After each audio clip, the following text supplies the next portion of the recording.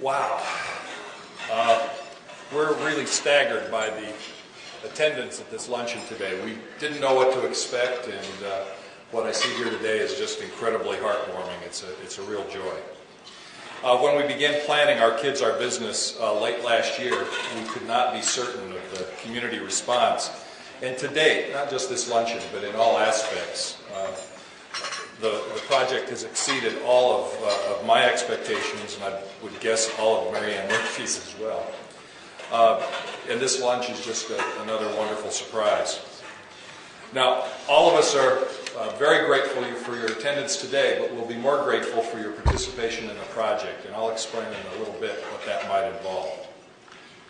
Our Kids, Our Business was born over coffee in the lobby of this hotel late last year. Mary Ann Murphy, in an email exchange with me, had expressed the belief that the newspaper should more aggressively foster positive community change. Perhaps focus a bit less on the relentlessly negative that is the grist of daily newspapering. Now, her concerns echoed conversations in our own newsroom, conversations that had bubbled up over the 2 years of exhaustive reporting on one local scandal or another. Now, as watchdogs, we can be terrific attack dogs, and I would guess we have a few people with dog bites in the room today. But what about building something lasting instead of tearing down? And we were asking ourselves that very question. So as Mary Ann and I talked, and we were mostly talking about the subject that's closest to her heart, which is child protection and family services, we began to imagine what a community-wide media, government, agency campaign against child abuse, what that might look like, and how it might come together. And out of that conversation emerged Our Kids, Our Business, and all of the related journalism, all of the related community events that you've seen, and of course this luncheon. Now in this, its first year, and I'm deliberately saying first year, and only at the mid-month mark of what is a 30-day project, I think it's already possible to declare Our Kids, Our Business a success. We are witnessing the unprecedented collaboration of local nonprofit social service agencies, publicly financed agencies, local governments, law enforcement, education, and significantly, and I think very importantly, collaboration between local media. Our goal,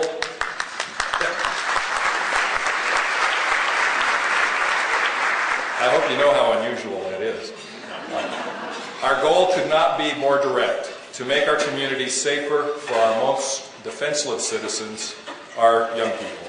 And it's going to take years of Our Kids, Our Business to really move the needle. This must be a long-term effort, not just a one-year, feel-good, flash-in-the-pan extravaganza. Now, my role here in the next couple minutes is to express some additional thank yous. I'm going to run through a whole bunch of those and just suggest that you hold your applause, and that'll get me off the stage sooner and get to our guest speaker.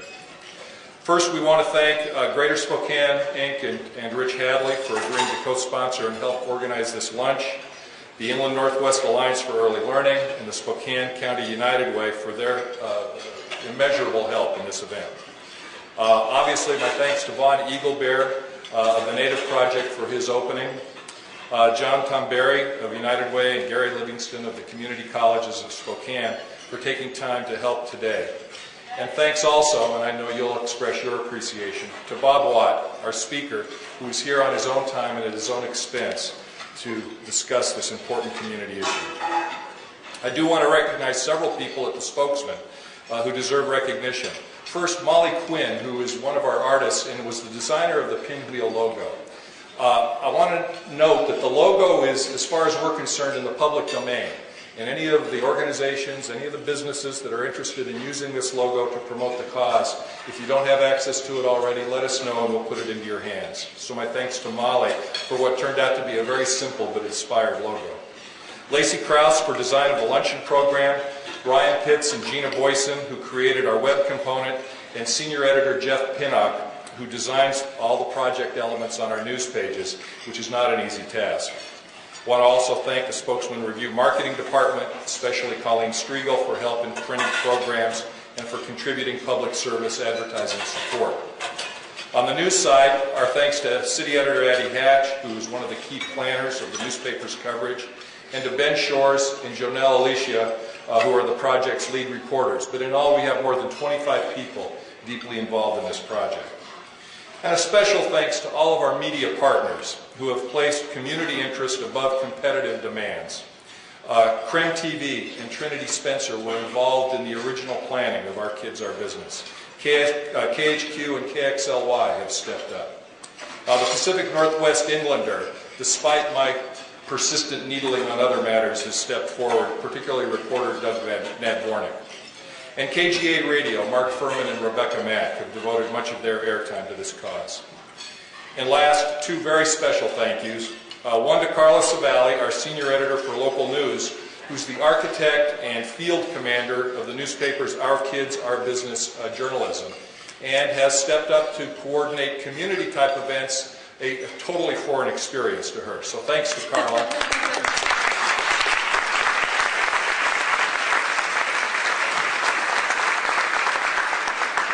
And finally, and especially, thanks to Marianne Murphy, whose energy, commitment, and unfailing optimism, I've never seen her frown, have made the entire project possible.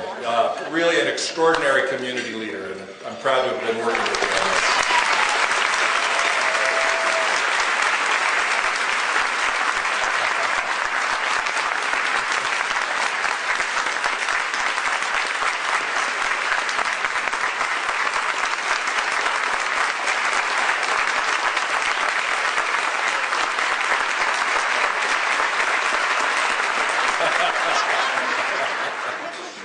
She's shy, too. Now, let me lastly call your attention to the project centerpiece, which is the call to action.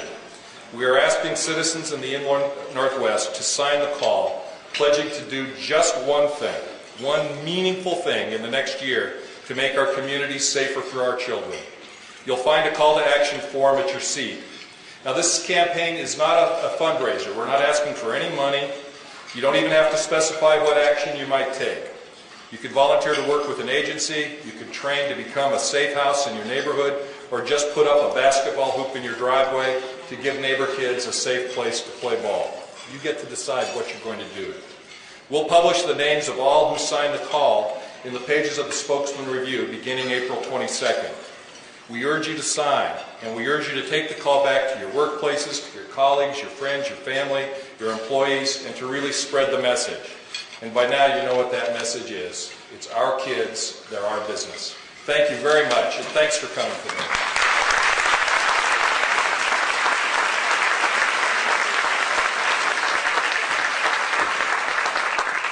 Well, thanks to all the aforementioned, and especially to you, Steve. Who knew? He turned out to be an ebullient spirit.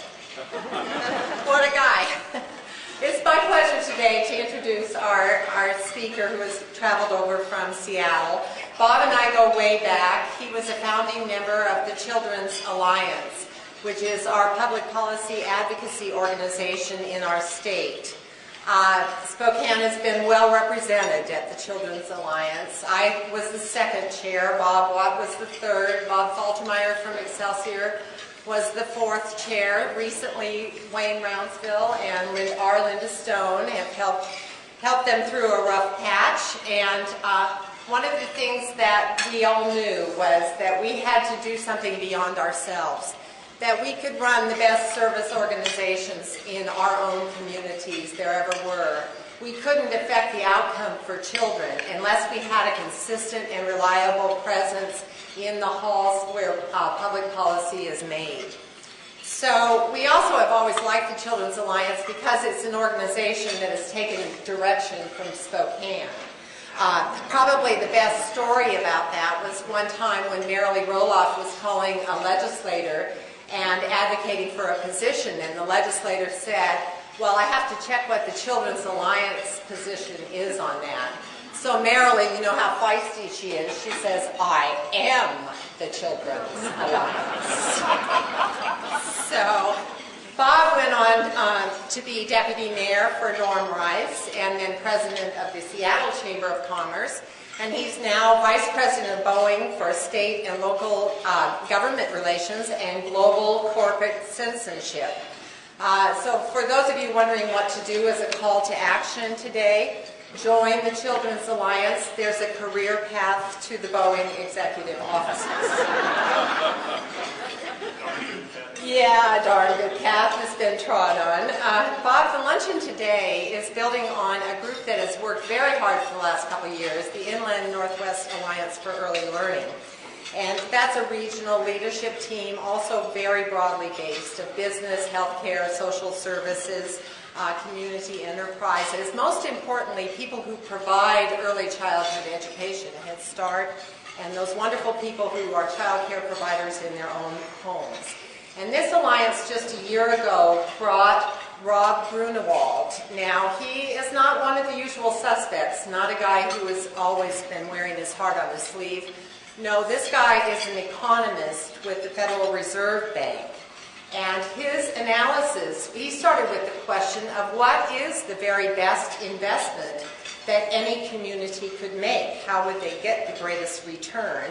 And he says, go find yourself your highest risk kids. Find them as early as possible, preferably in utero, and pour in resources, because if you do what's right from the beginning, you can realize up to $17 return on every dollar that you invest. And so it's not only the right thing, but it's the smart thing to do.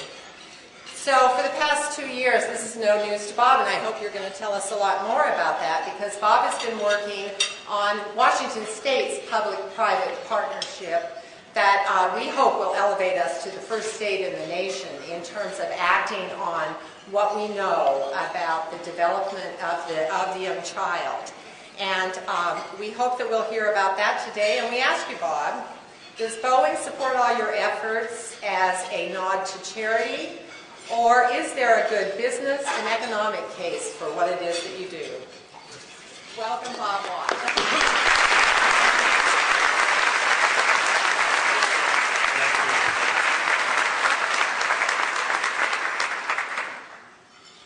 Well, I'll try and answer that question, Mary Ann, but first I want to say it's really a pleasure to be here with so many friends, old and new. I'm not at all unfamiliar with Spokane because Mary Ann used to insist that we have Children's Alliance board meetings in Spokane with great frequency. So I've been coming here for a long time. But to see all of you here having made up your minds to be part of the change that we can all affect together to take better care of our children is quite remarkable. And to have my old friend Rich Hadley and his new team here in Spokane solidly behind this effort. Rich, thank you so much for your efforts. And I have to say to the Spokesman-Review, I have never seen a newspaper cover these issues of our children's fate and future with more depth and intensity than the work that's been going on this month. And I want to thank you from the absolute bottom of my heart.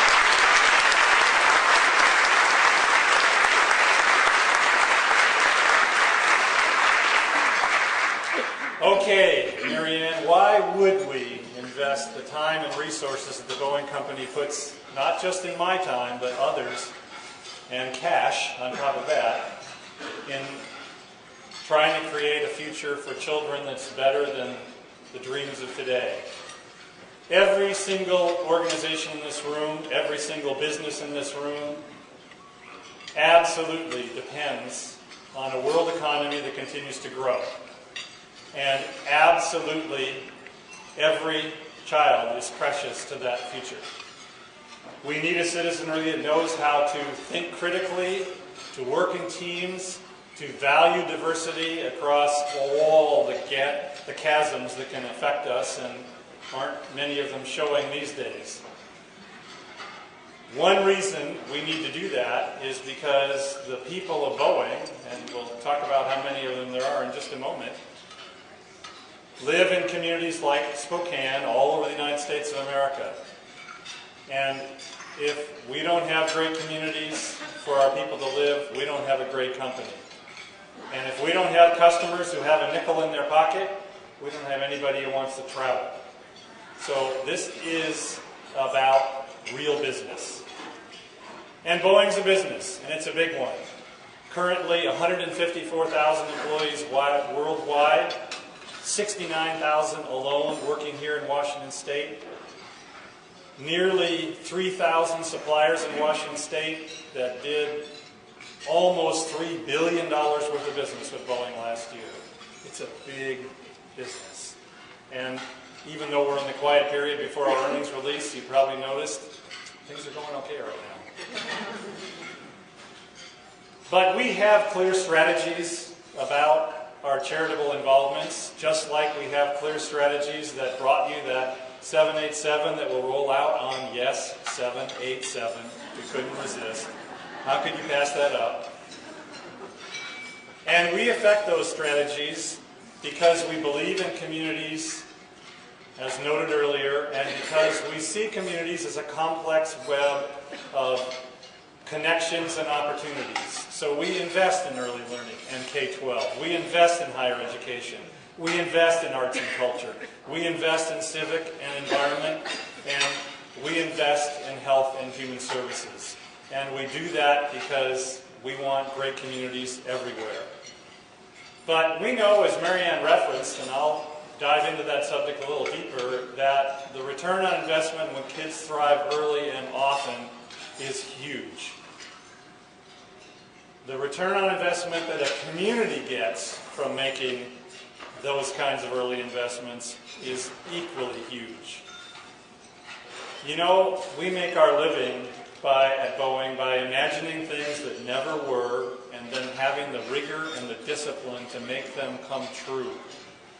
Without people who can think creatively, work together effectively, and have high hopes for a better future, we have no business.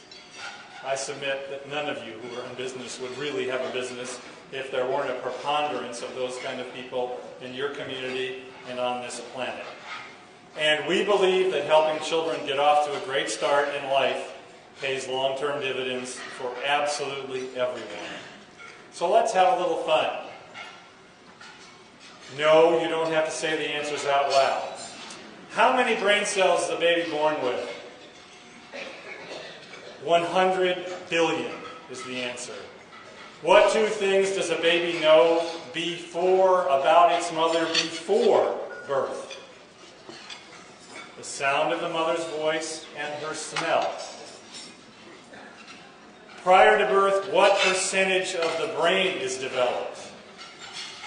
The answer is 25%. The rest, the other 75%, develops in the first 6 years of life. By age 3, what percentage of the brain is developed? 90%. So most of what we have the opportunity to become as adults happens in those first 3 years of life. That's why it's so crucial. Now, I know that many of you who haven't been keeping up on the unbelievable research that's been happening both at Washington State University and at the University of Washington, watching infant brains develop, probably still think a lot of this is kind of soft stuff and, you know, what's a business guy doing standing up in front of you talking about it? Well, it's not soft stuff, as it turns out. A mother that's experiencing high stress during pregnancy because of poverty or family violence in the home is generating cortisol. And that cortisol is crossing the placenta and inhibiting the development of the areas of the brain that allow human beings to form good attachments with each other. The children you've met, the adults you've met in life who couldn't seem to care at all about other people didn't get that way for no reason, we now understand. It's a physiological reaction to toxic stress during pregnancy and during the first 3 years of life. And it inhibits the production of neurons in the brain. This is physiological stuff, not just soft stuff. And we know this now from watching babies' brains with those amazing MRI machines and studying carefully what happens. Now, does this produce a lifelong deficit? Interesting arguments on both sides of that. Some evidence that with the right kind of early intervention and treatment, you can turn that around. But now that we know what we know about what happens pre-birth, we can do much better to help every family get off to a great start. And as it turns out, all parents need support. Might just be grandma or grandpa or a friend or a website, but families with several risk factors, and I've named them already, poverty, family violence particularly, really benefit from our attention. Dr. David Olds has pioneered a program called the Nurse-Family Partnership. Yeah, I think there's a Nurse-Family Partnership program here in Spokane, yes? No, not yet. We need one then. And the results are kind of astonishing. If you get with the moms during pregnancy and you partner that mom with a nurse, and Dr. Olds believes very strongly that the medical connection is important, 79% fewer verified reports of child abuse and neglect, 31% fewer subsequent live births. These moms have fewer children than other people in their risk categories. More than 2 years or greater intervals between the birth of a first and second child. Gigantic impact on both children for that delay. Positive impact. 30 fewer months on welfare. 44% fewer behavioral problems due to drug and alcohol abuse in the moms. And 69% fewer arrests amongst mothers. A gigantic change in the lives of those moms and babies.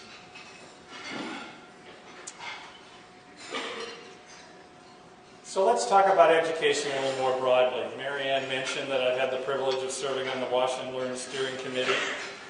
We do our best to align our strategies to support systematic and continuous changes in school systems and learning environments, concentrating particularly on teacher and caregiver effectiveness.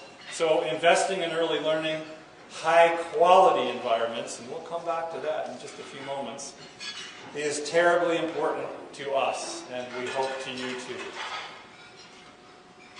One of the amazing pieces of research that has been conducted right here in our own state by Drs. Patricia Meltzoff and Dr. Andrew Meltzoff and Patricia Kuhl, they're a married couple, so they wouldn't mind too much that I mixed them up, was looking at infants' ability to learn language, again using that MRI machine to literally watch.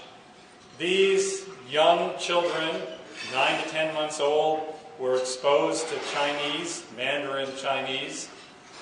They were divided in groups of 3. Some got no exposure, some got exposure on recorded high-quality videos, and some got exposure from live humans. Turns out that a very little bit of exposure to Chinese from a live human being from months 9 through 21 or 22. TV doesn't work at all, so that baby Mozart stuff, live human being produces in the brain the same capacity to learn Mandarin Chinese as a child who's been hearing Chinese full time for that same time period.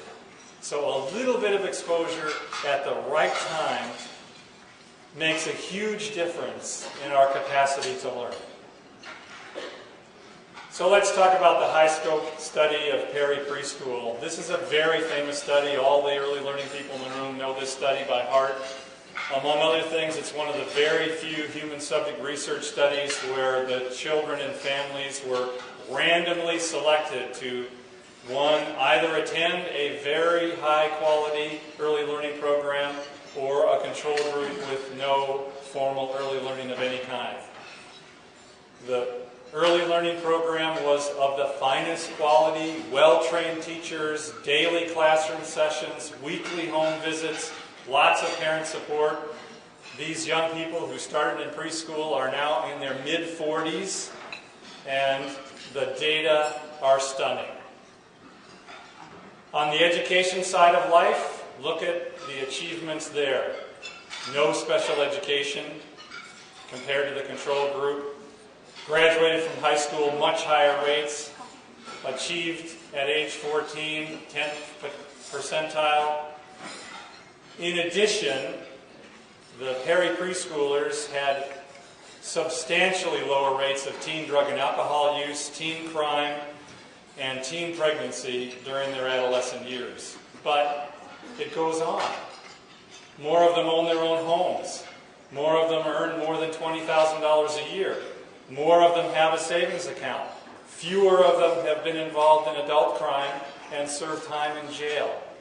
These were very high-risk children, and that intervention made a giant and lifelong difference. As Marianne noted, a return of $17 for every $1 invested. The annual rate of return of 18%. And indeed, that captured the imagination of two economists at the Federal Reserve Bank in Minneapolis who were asked, by the way, this question: what's the best economic development a community can undertake? So they studied stadiums. They studied tax abatement districts. And for a reason that even they can't necessarily tell you why, they tossed in high-quality early learning. And Marianne hit the nail on the head. Guess which one, year after year after year, returned the greatest value to the communities that made the investment? It was early learning. These were economists, not sociologists, not social workers, not early childhood educators. They were bankers at the Federal Reserve Bank. And they make the flat statement that you see there on the end that you'd be hard-pressed to find any other investment that matches the level of return. You know, a great education is the surest way to have a life full of the opportunity to serve and to lead, and all of you in this room are wonderful examples of that. It's really the best way to allow us to leave behind the person that we are for what we might become, and that willingness to change and sacrifice is, indeed, in the end, what allows us to create a better future. But there are serious challenges here in Washington State to be sure that every child gets a great education. 1/4 of our children live in poverty. Kindergarten teachers report that over half of our students are not school ready. The average cost of child care from birth to 4 years, $33,600. 4 years of tuition at the University of Washington, less than $14,000. The average wage of child care providers, $7 an hour. Is it any wonder that turnover is so high in so many early learning programs? And please remember the data I showed you about the necessity of high-quality relationships to a high-quality life. We're 23rd in the country in access to pre-K programs, and Early Head Start only reaches 3% of all eligible birth to 3-year-olds. I would submit these are unacceptable statistics. I would further submit that a community like yours, having made up its mind to change things, can do it. But there are barriers. Parents often lack the facts and data about just how important those first 3 years are. The quality of care varies widely. We've already talked about the compensation for child care providers. The current system, and you have to say, especially if you work at Boeing where systems integration is a core competency, there really isn't a current system. It's hard for parents and caregivers to navigate. It's hard to find what's really good and what's not. But we're making progress. Thanks to the work of the Early Learning Council and the Washington Learn Steering Committee, and I see Amy sitting over there. Thank you again, Amy, for your great service.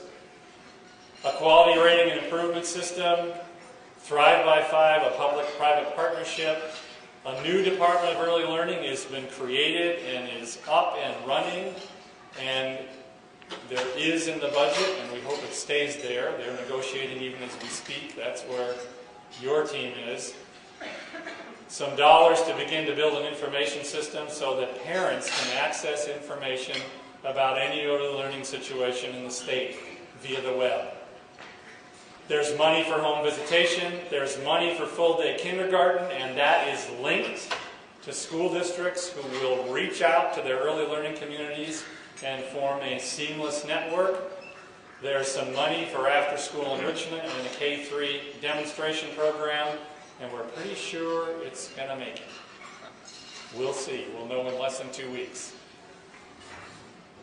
You heard about Washington Learns. I hope it wasn't the first time you heard about it from the podium today. The governor requested a steering committee to put in 18 months, and then when we were done said, I need you for 18 months more. The good news is that we all said, this is too important to stop now. A lot of progress has been made. The Thrive by 5 public-private partnership, on whose board I do sit, currently co-chaired by Bill Gates Sr. and the governor of the state of Washington, Chris Gregoire, has already secured significant funds. The Gates Foundation alone put up $90 million. And various private partners, including the Boeing company, have put up significant dollars. 2 demonstration sites have been launched in White Center, which is a little bit south of Seattle, and in Yakima. And we're beginning to fund some public awareness and promising models campaigns. And I just have this feeling that Spokane's got some promising models that it might be happy if Thrive by 5 took a look at. We'll look. So this isn't just all talk for the Boeing company. We work hard.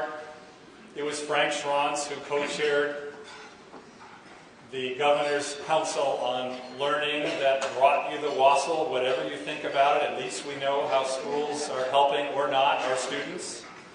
Bob Watt has recently been putting in a lot of service time. But also we invest through our people. If you're a Boeing employee, you can study anything you want, and we'll pay for it. We've got people going to seminary.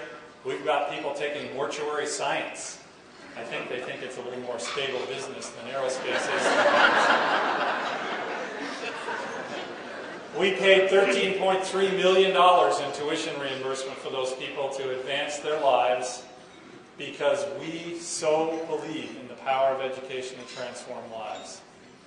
This year, we'll donate nearly $3.5 million to support various educational efforts from early learning through high school and substantially equal amounts at the higher education level.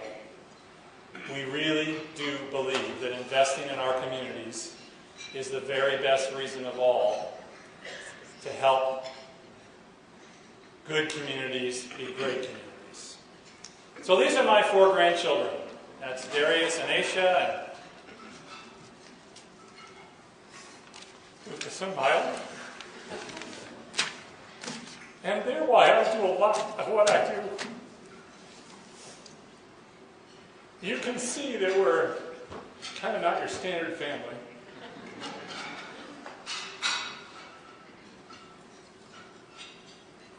So I've watched the impacts of, I'm sorry, but I'm okay, of racism up close and personal.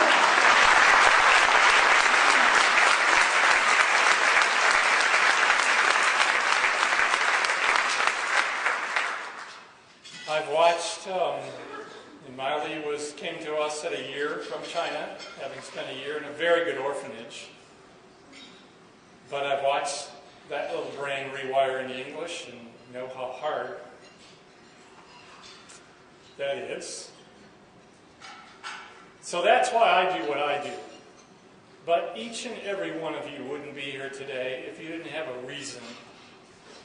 And I want to submit to you that if you set aside the moral arguments, though there are wonderful ones for investing in children, and just stare the human development and economic ones in the eyeball, you'll find a way to keep this going here in Spokane. It might be the best economic development opportunity you've ever invested in. There's some data that says that would be true. Though heavens knows you've all worked hard on many economic development projects on many years here. And I happen to know that things are going pretty well now, aren't they, Rich? But I'm here to tell you that if we want to have a world where the great airplanes that Boeing makes continue to fly people together to get to know each other, it's going to be because the world does better by all its children, and why not have Spokane be one of the world's finest places for a child to grow and learn. Thank you very much.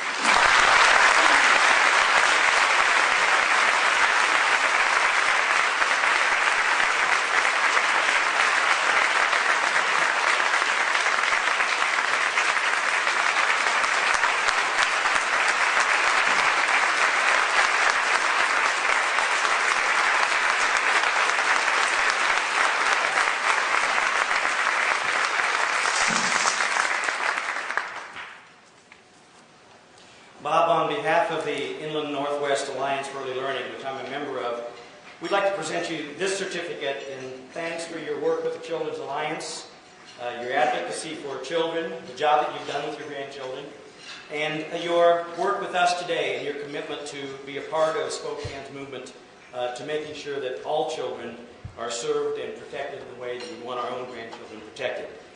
In your honor, we're making a donation of $500 to the Children's Alliance, and we thank you for your work today and your work for Spokane and the state of Washington. Thank you very much.